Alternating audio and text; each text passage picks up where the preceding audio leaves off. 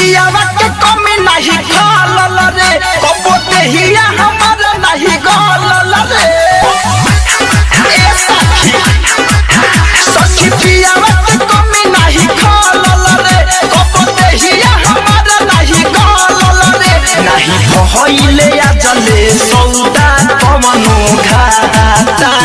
में। अरे सखी कहाँ सखी दिने दिने कितना चिकनाइल बारू हो। अरे का कहिए सखी तोहके आगे लगे जला अपने से भाटा में भारत में बाटे यादव जी के माथा में आगे लगे जला अपने से भाटा में भारत में बाटे यादव जी के माथा में।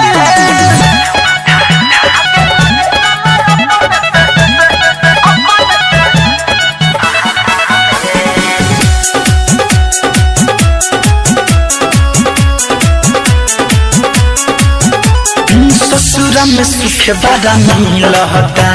रोज रोज पलंग भी लहता अरे सखी ससुरा में सुख बड़ा मिलता रोज रोज पलंग भी लहता दिन पर दिन गोदाता देहिया गगरी जवनिया के डोलता याद नहीं आवे मोरा यार के कमी नहीं होला कोनो प्यार के मिले लगा सवाद पियला पे सखी खाता